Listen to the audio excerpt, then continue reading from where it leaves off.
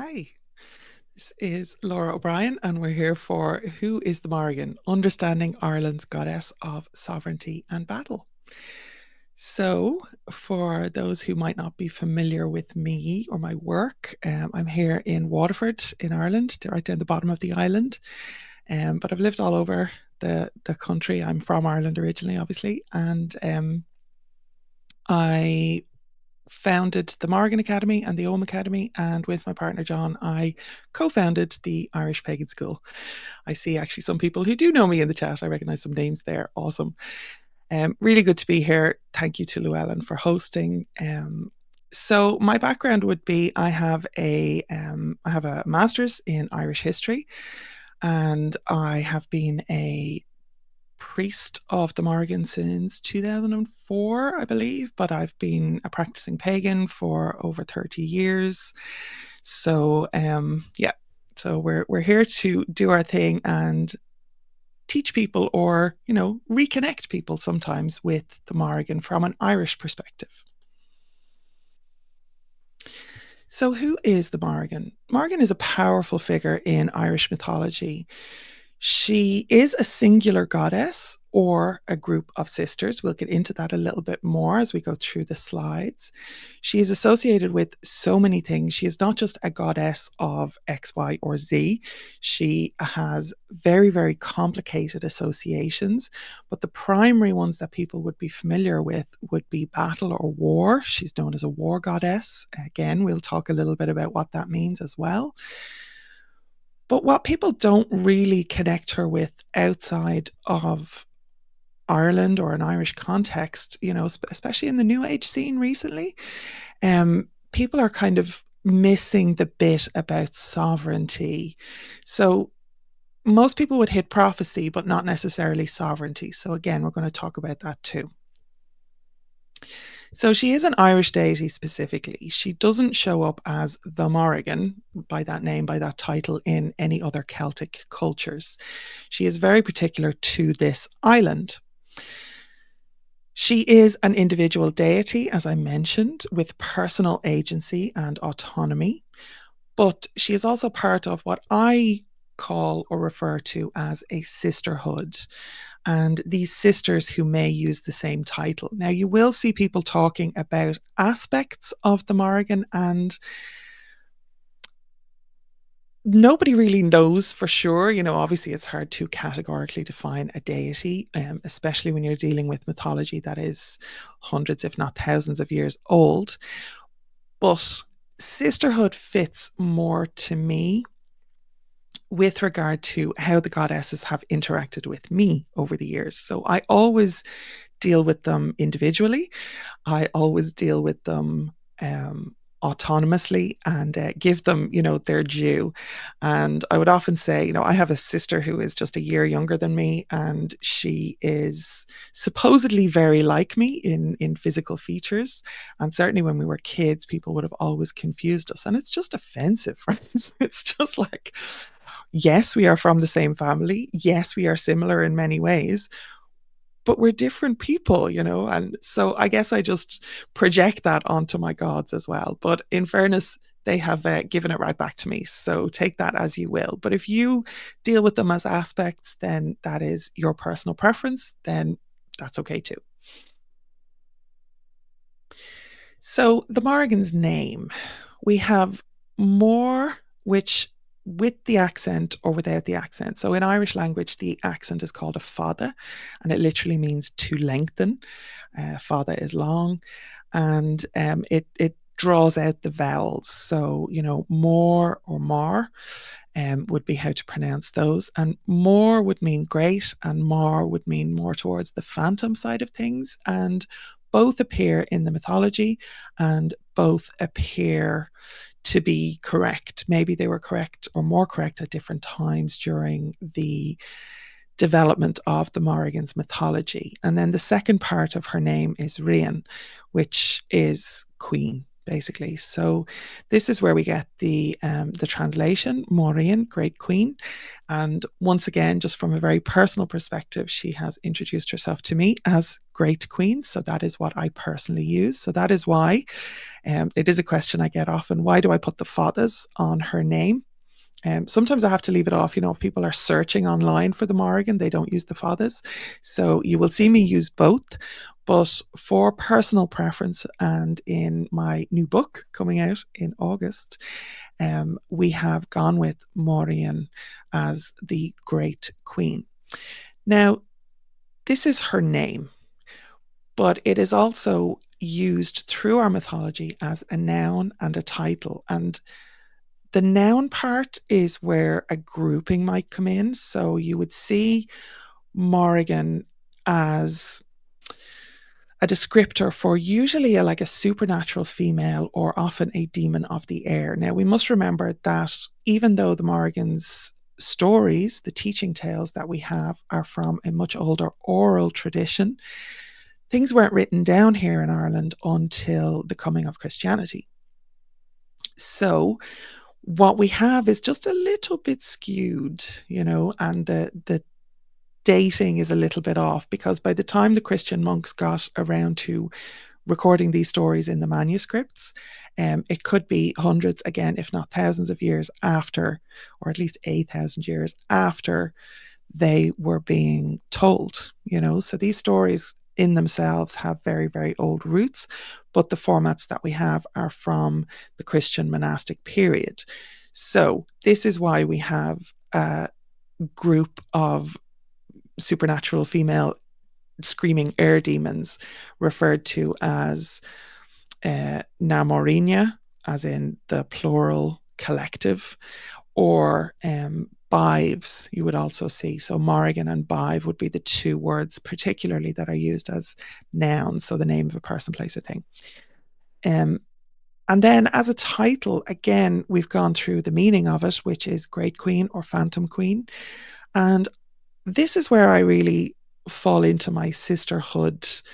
It settles in my brain a little bit better, because there are many, many individual goddesses, and I'll just give you a look at them here. I think that's the next slide. Yep. So this is the plural, na Mórrígne, the great or phantom queens.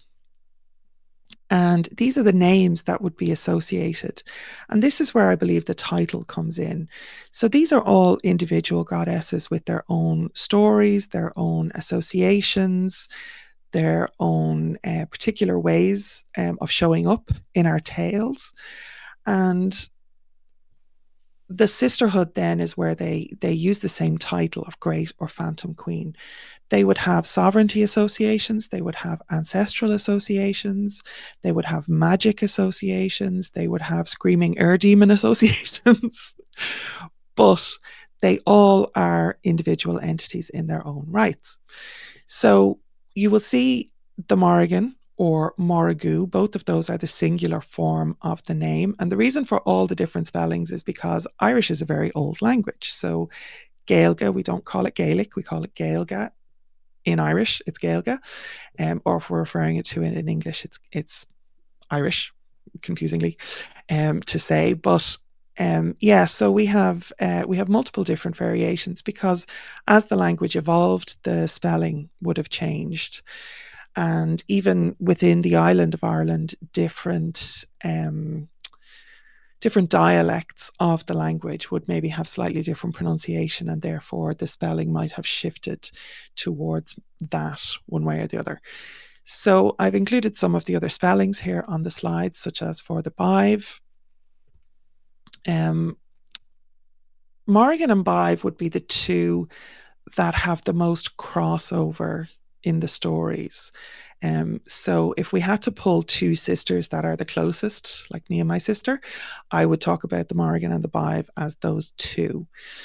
Again, still not interchangeable. They have very different personalities and different ways of showing up. And that's even before we get into, practical relationship with these goddesses as modern witches or pagans.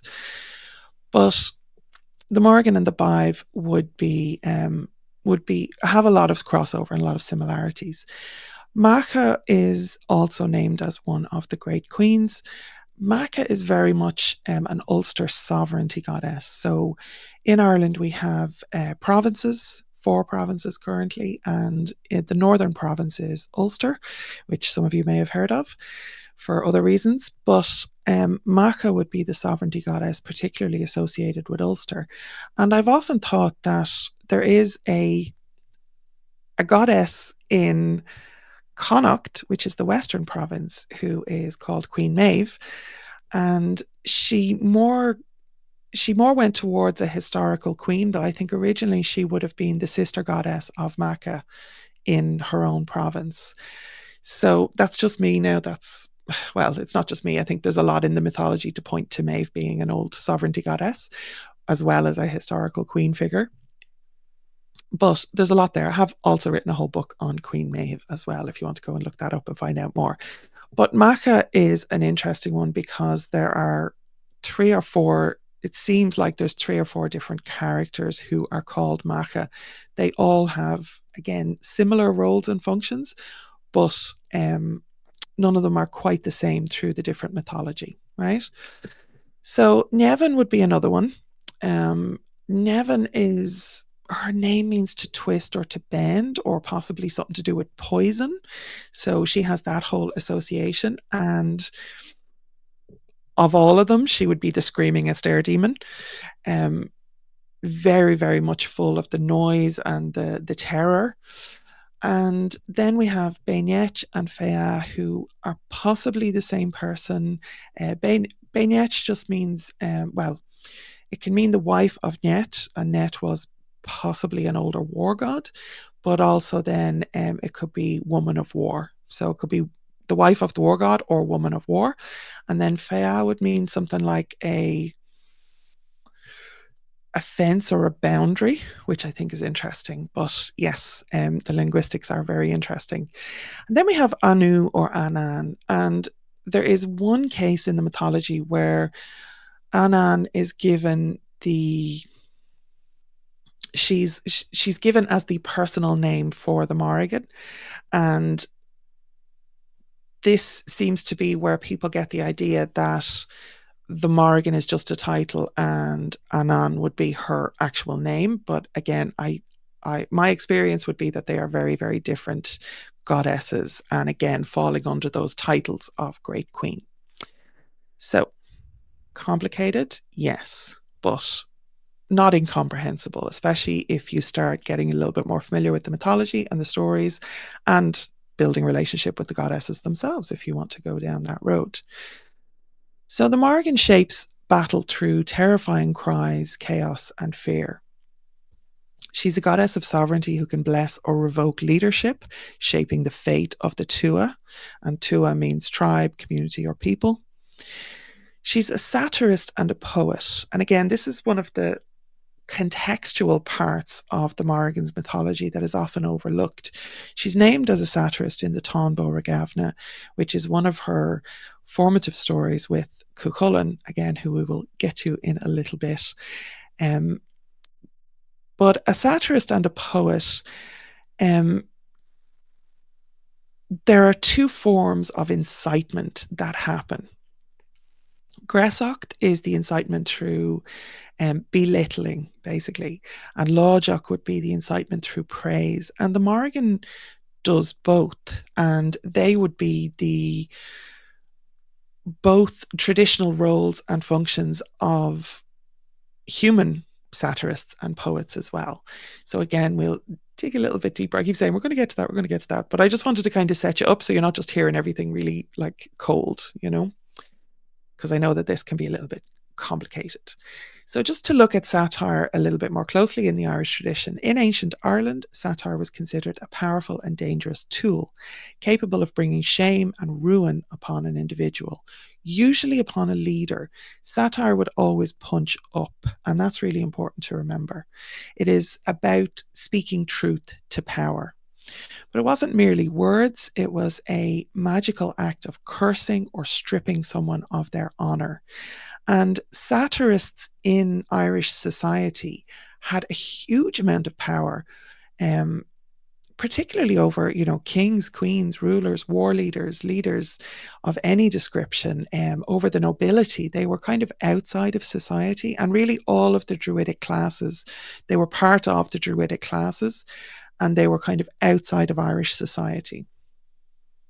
And again, in the Tombo Regavna, the Mórrígan identifies herself as a satirist. Ban Kainchi, she calls herself, which is basically a woman talker, but that would be the translation we have would be satirist. And she engages the boy Cuchulainn in verbal warfare. The Mórrigan's voice and words and noise are very much a part of her magic. So poetry and magic are very much intertwined. In ancient Ireland and in modern day Ireland, because some of us still do it, we have a very unique form. Well, maybe it's not unique. I'm not sure about world cultures, but we have a very particular form of poetry called Rosc, ROSC. And Rosc poetry is more like it's not like a Shakespearean sonnet. You remind me of A Summer's Day or any of that kind of flowery praise poetry or anything like that. Rosc poetry is everything from a curse and battle magic to raising power to raising energy. And honestly, I think the modern descent of Rosc poetry would be more akin to rap, that kind of rhythmic chanting, one in the old Irish, what happens is like there's a lot of alliteration, or the end of one sentence will be the word at the end of one sentence will be the first word of the next sentence, but they'll mean something slightly different. So the word smithing that's happening is absolutely like top class.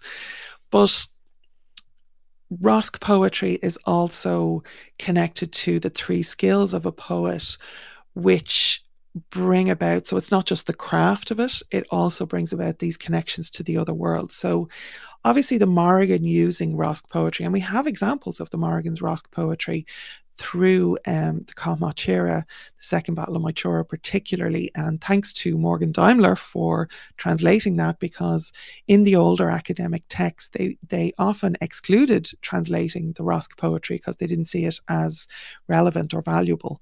Thank you very much, British ascendancy. Colonizers thinking that the Irish stuff was all savage and useless, but turns out it was not, in fact, savage or useless. So Rosc poetry is really prophecy as well, and it is the downloading of wisdom or magic from the other world, as well as its more mundane uses here in this world. So it really bridges the worlds. And in Irish culture and tradition, it's really important to understand that this world and the other world weren't like a far off, it wasn't like Valhalla or heaven or anything like that. It was literally, we call it An Sail Ella, which is the other life. And it was parallel to this. So the crossover was huge. And some would say still is in Ireland, because we have a lot of places where the other world is very, very close. So magic used through sound, noise, and spoken word to transform reality, incite action, full on kill, because, you can literally kill somebody with your words, and convey deep truths and prophecy, of course, as well.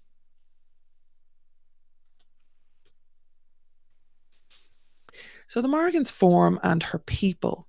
She generally appears female in the lore and seems to particularly choose female form, but she is also a shapeshifter. And again, through my work with her over the years, I have been, I feel like I've been laughed at sometimes for presuming her female form, and reminded that she is a shapeshifter. And in our modern context of gender discovery and non-binary existence, and gender as a social construct, and all of these weird and wonderful ways that we are, I can't help but think that the Mórrigan is absolutely here for that. So I coined the term gender irrelevant, because shapeshifter. But it does need to be noted that she, particularly say in the Tombo Cúilne, she takes the female form of the animal. So, for example, there she shows up as an eel, a she-wolf, and a heifer, and it's particularly a female eel and a she-wolf, and a heifer is a young female cow.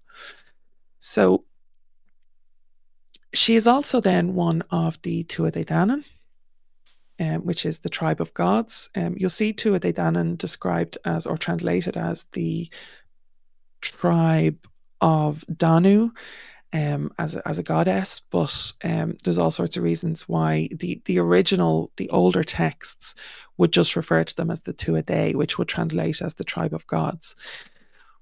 But the Morrigan is also just a little bit outside of the tribe. Now, she does participate. She very much participates in battles, and I'm thinking particularly of the second battle of Maechura, Cathmaachera. But in that case, she is consulted by the Tuatha Dé as a prophet. So she is approached separately for her prophecy. And I just have an example of it here. The Dagda spoke to her and they made a union. Afterwards, she commanded the Dagda to strip his land, that is, Mac Shketna, against the Fomorians, and told the Dagda to call together the Aestána of Ireland to meet at the ford of Unshin, and she would go to Shketna and injure with magic the king of the Fomorians, that is, Indech Mac Dé Danann is his name. So that is Morgan's translation of the Cathmaachera. And if you're interested in the Mórrígan at all, I absolutely recommend picking that book up. It's very, very useful. And a lot of the references that you'll see in pagan books on the Mórrígan have been sourced there, and the Tuatha Dé Danann generally, to be honest. So it's worth having a translation of the original as well, especially with the wonderful Rosk poetry included. So this is an example. The Aestána is the nobles.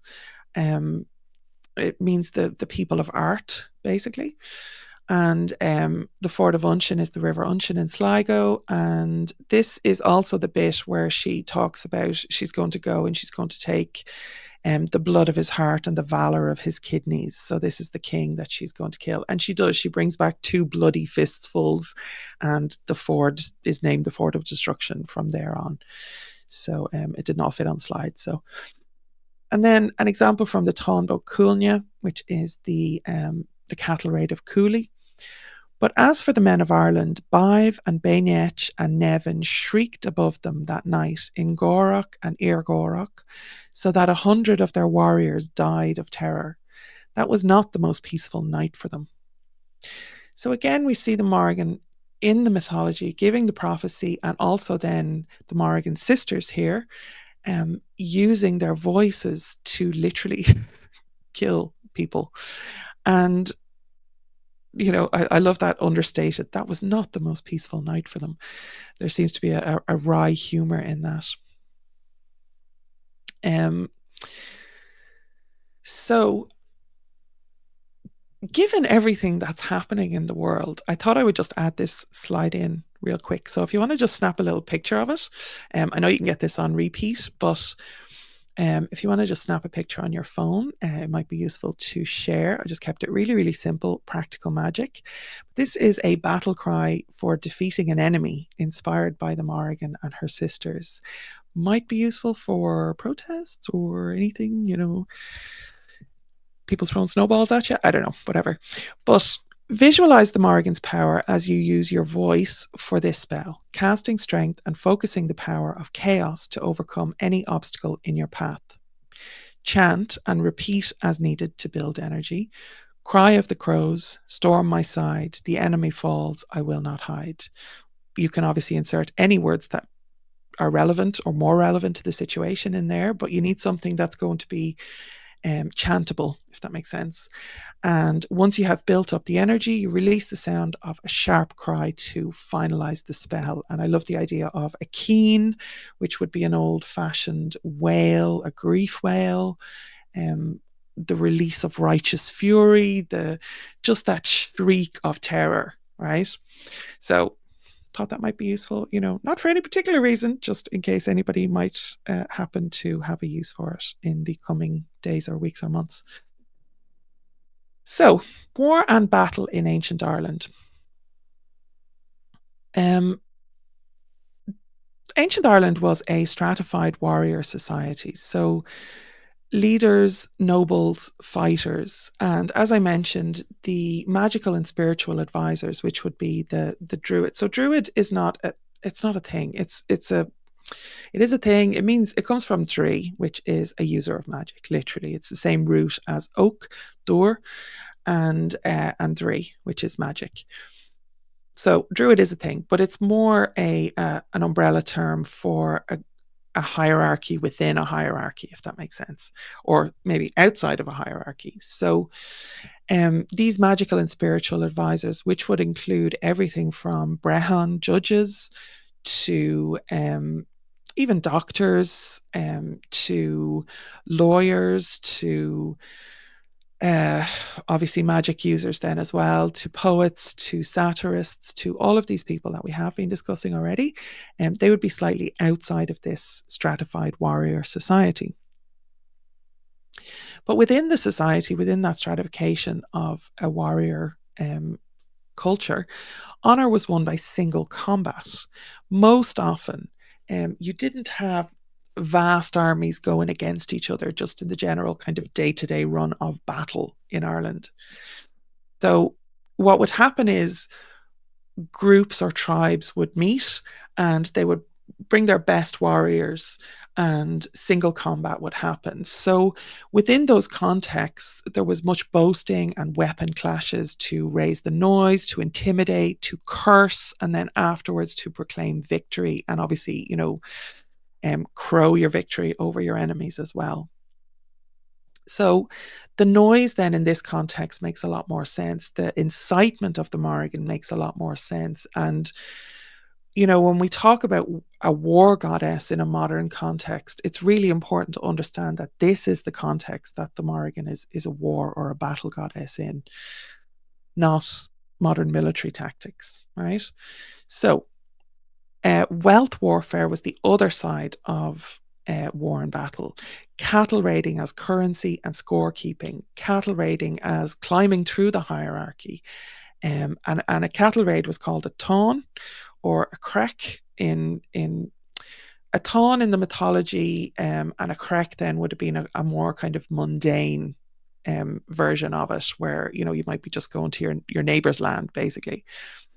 There was also versions where young men would go on initiation rites to cattle raids or cracks, and all of that was important and very much made up part of the social situation that the Mórrígan would have been born out of, if you like.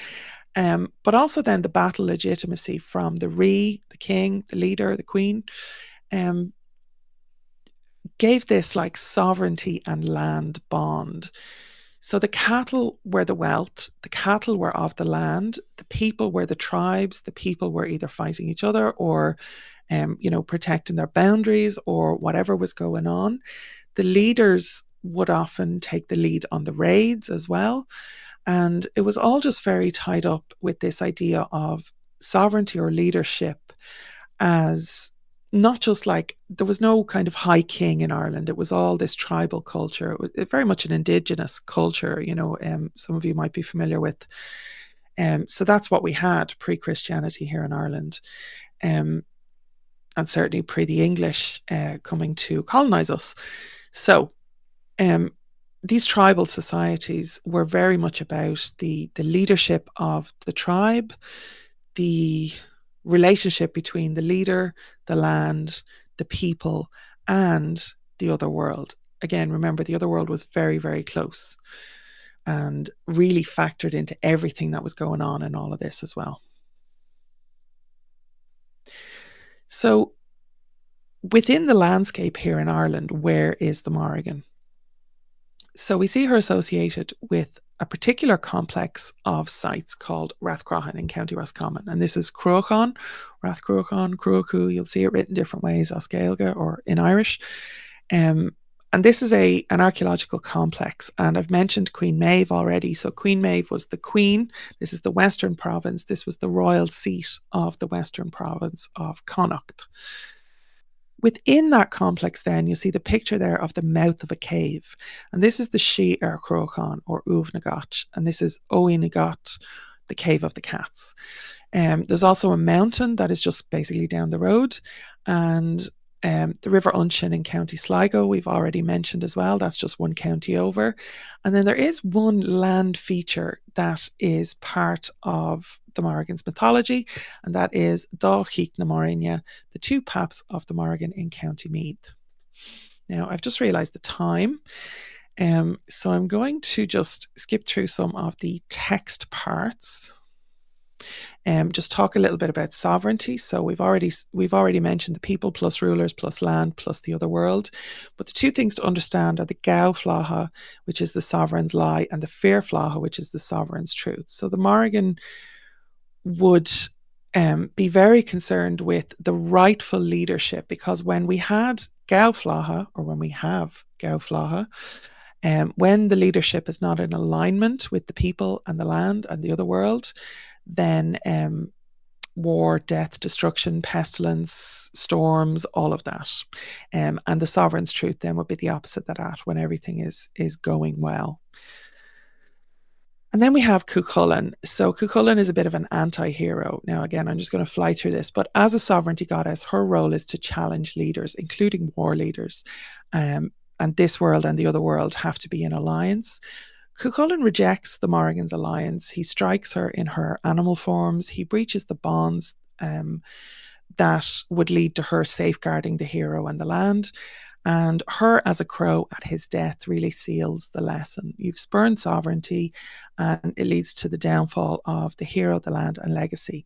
And an interesting take on this is that the figure of Cuchulainn has gone from being this terrible, dire warning of what not to do to some kind of like hero, again, outside of our native culture particularly, but even here, was taken over by a lot of our war leaders within our revolution, so all of that was.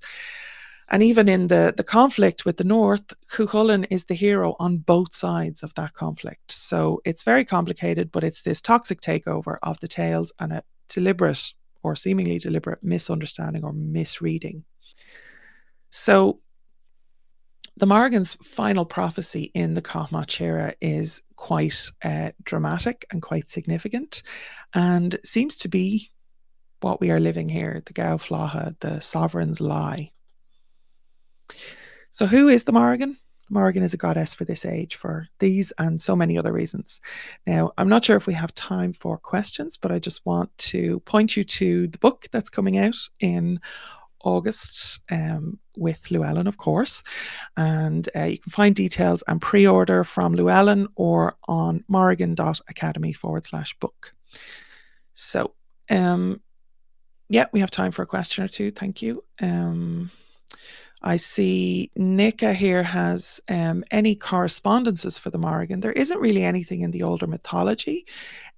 Based on my personal practice, I have found that she is particularly fond of blackthorn, which would be one of our native trees, and mugwort, which would have been part of our smoke cleansing traditions in Ireland.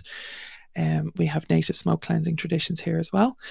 And amethyst as well, and copper are two other things that, again, in my 20 plus years of dedication to the Mórrigan and priesthood of the Mórrigan, they have come up time and time again, not just with me, but with other people that are kind of coming to me to check, would this be a thing? And I was like, yeah, actually, she told me that was a thing too. So, do we have any other questions? There was something about relationship. Sugar, where am I going?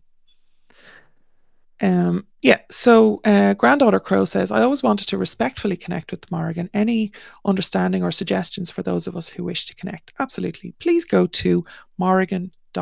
academy on the internet.